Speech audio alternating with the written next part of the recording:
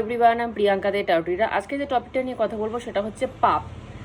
পাপ বলতে অনেকে কোশ্চেনটা করে ঠাকুরের কাছে, শ্রী ঠাকুরের কাছে এই কোশ্চেনটা করা হয়েছিল। শ্রী ঠাকুর অনুকূলচন্দ্র চক্রবর্তীজির কাছে এক ভক্তবৃন্দ কোশ্চেন করেছিল যে ঠাকুর, সবই যদি তোমার ইচ্ছাই হয় তাহলে পাপ হচ্ছে কেন দুনিয়াতে? পাপটাও কি তোমার ইচ্ছাই হচ্ছে?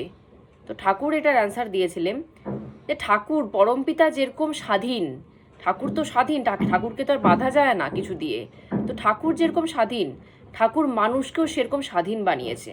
শুধু মানুষকে না, পশু পাখি জীবজন্তু, ঠাকুর সবাইকে স্বাধীন বানিয়েছে যে তোমাদের ইচ্ছা মতো তোমরা যা খুশি করতে পারবে। ঠাকুর নিজে যেরকম, তার সন্তানকেও সে সেরকমই বানিয়েছে, নিজের ইচ্ছা মতো তোমরা যা খুশি করতে পারবে।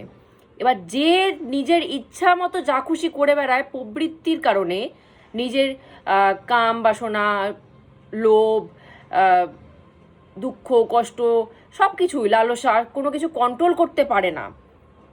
তো কন্ট্রোল করতে না পেরে, নিজের সেই সব জিনিসগুলোকে বশীভূত না করতে পেরে যেসব কাজ কর্ম করে ফেলে, তো সেগুলোকেই পাপ বলা হয়।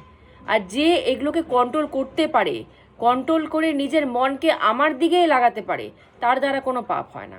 তো মানুষকে স্বাধীন বানানো হয়েছে, কিন্তু কেউ যদি নিজের প্রবৃত্তির কারণে চলে তো তার তো পাপ কাজ হবেই।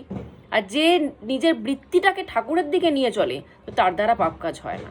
তো তোমাদেরকে স্বাধীন বানিয়েছি বলে তোমরা যা খুশি করে বেড়াবে আর সেটার দায়ভার ঠাকুরের উপর পড়বে, সেটা কিন্তু ঠিক না। তোমাদেরকে স্বাধীন করা হয়েছে, কিন্তু তোমাদেরকে বুঝতে হবে যে কোনটা পাপ, কোনটা পুণ্য, কোনটা করলে আমি দয়ালের কাছে পৌঁছে যাব, দয়াল ধামে, কোনটা করলে আমি পাপে পৌঁছে যাব। তো সেটা নিজেদেরকে ডিসাইড করে জিনিসটা করতে হবে। তো সব কিছু পাপের দায়ভার, পুণ্যের দায়ভার, সব কিছু দায়ভার ঠাকুরের উপর ছুঁড়ে মারা যায় না। ঠাকুর স্বাধীন বানিয়েছে, স্বাধীন সত্তা দিয়েছে, সেটাকে ভালো কাজে ইউটিলাইজ, পুণ্য কাজে ইউটিলাইজ করার জন্য, পাপে ইউটিলাইজ করার জন্য নয়। তো আজকের মতো এখানেই স্টপ করছি। জয় গুরু।